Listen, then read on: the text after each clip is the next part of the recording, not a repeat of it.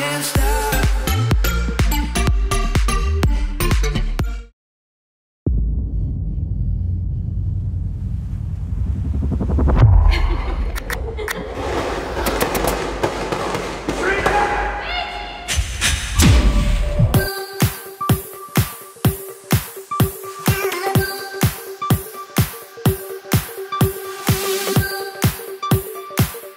Well, Mitch, you know, the way I always saw Mitch, and you know, it's an origin story, and so I think, you know, we meet a 25-year-old kid, you know, very full of life, you know, this bright, in love kid on vacation, you know, and I think then it's, you know, it's about being with this guy when he's going through this time in his life that's very difficult, and he's clearly struggling with things, and so stemming from what he went through, and he's lost a lot, and he's isolated himself a lot, and he's suffering from, you know, the effects of this trauma that he went through.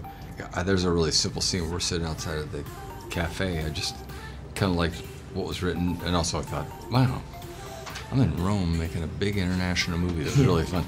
But I do like, sometimes I prefer, look, I can't say I didn't enjoy the physical scenes, because I do enjoy them. I do like it, because I like how ridiculous it is that I actually could beat one of these stuntmen up.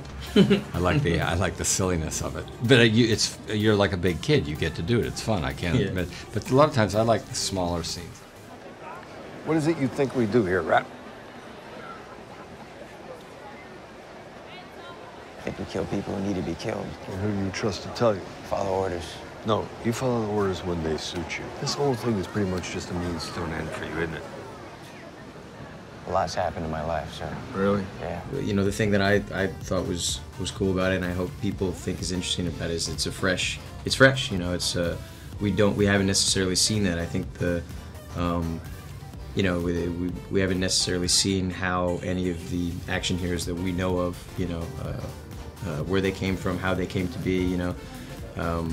And I think it's cool to dive into that story, especially one that's completely written with, you know, absolute tragedy. You know, there's something that's really personal about that story, and something that's really realistic about it too, that you find out, you know, in talking to these guys, you know, that a lot of them, funny enough, have come from that same kind of thing in their life too, that has led them to this, to this life, you know, and so I thought that was a really, you know, interesting look into these guys in real life, and like where they come from and how they end up there, you know, how they end up fighting for our country.